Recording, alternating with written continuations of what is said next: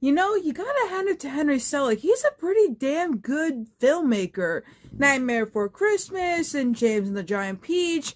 But there's one movie that he made that no one seems to really talk about that much or really remember. It came out in 2001 and it was a flop. What's the movie I'm talking about? Monkeybone. Despite the film's reputation as a nearly incomprehensible mess, today I'd like to discuss how this oddball production might still appeal to modern day horror fans. I know what you're thinking. This isn't a horror movie. This is a dark comedy. Listen. Before Monkeybone, there was a Kaja Blackley comic called Dark Town. It was an indie comic book about a man who gets into a car accident and wakes up in a nightmarish land ruled by puppets. This critical darling miraculously reached Hollywood through a dedicated fan, despite Kaja only ever releasing a single issue that ended on a cliffhanger. Once Henry Selick received a copy of the comic through one of his producers, the director began securing funding for what he thought was going to be one of his most personal projects yet. Unfortunately, the higher-ups were unsure if Henry Selick's talents would translate well to a live-action environment, and, well, they do what they do best, and began meddling.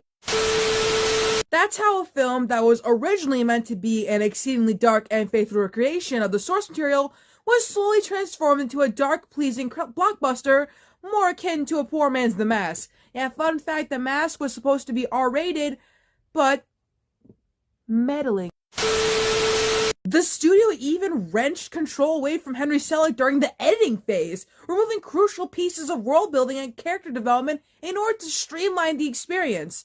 In the finished film, which was released with little marketing buzz in February of 2001, Brendan Fraser stars as Stu, a weary cartoonist who finally achieved success by producing an animated series about his personal creation, the mischievous Monkeybone, who's voiced by John Turturro. But after he gets into a car accident, he enters a coma and awakens in Downtown, a carnival-esque afterlife populated by nightmares, gods, and figments of the waking world's imagination. Once there, our hero reluctantly partners with Monkeybone himself and embarks on a twisted quest to return his body before his estranged sister literally pulls the plug. You in a coma, pull the plug. So, is this movie worth watching? Even 2 decades later, Monkeybone is still remembered as one of Hollywood's most infamous failures, with the film raking in less than $8 million on a $75 million budget and displeasing mainstream critics. Henry Selick himself actually disowns the movie, claiming that the story that made it onto cinema screens back in 2001 wasn't the story he initially set out to tell. He even said that the experience was so bad that it made him swear off live-action filmmaking for good.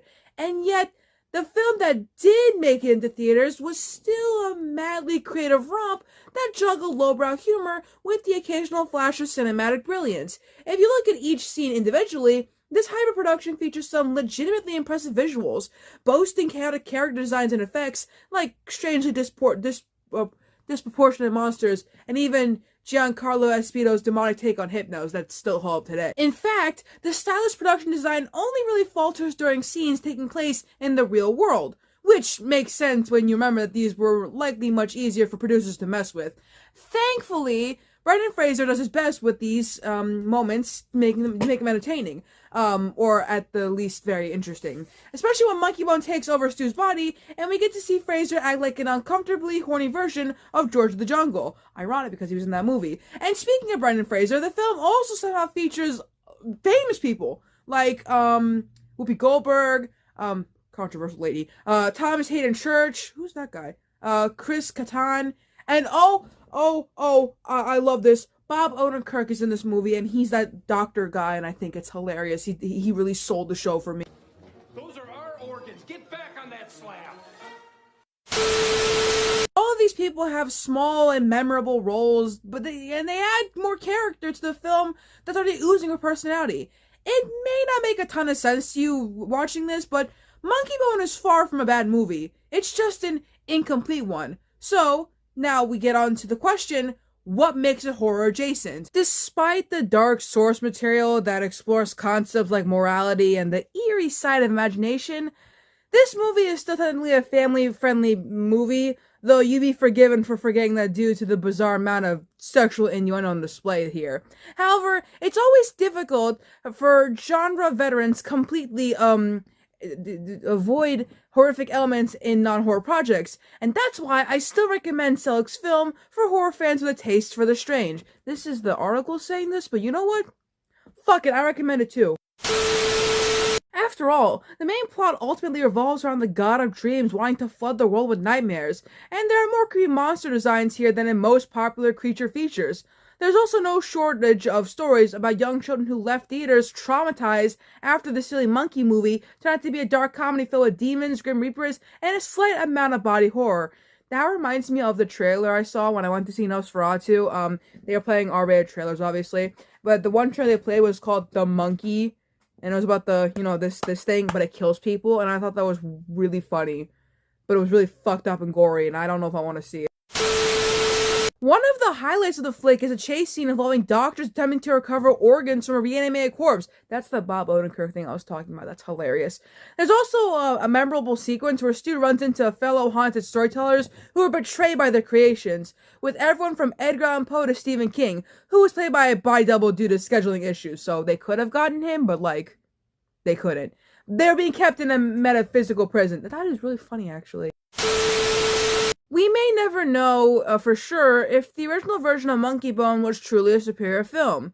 I'll personally never give up hope on a possible director's cut, but even if this chaotic quilt of a final cut is all we get, there's enough creativity here to make it worth trudging through nonsensical editing and uneven humor in order to get to the good bits. I mean, what other kids' films claims that the dog from Cujo is currently residing in Stephen King's body? I hope you enjoyed the video, we're slowly getting closer to the new year, and I finally made almost all my thumbnails for the videos I'm making next year, but I still haven't made all of them completely. Bit of a problem, I know, but, yeah, I'll see you on the next video, where we'll be talking about Sid and Marty Krofft again. Now, I remember I said in a previous video that I wasn't sure if I was gonna make that a drawing video. I thought it over. No, I don't want to make it a drawing video, so it's just going to be like a talking video, talking about stuff.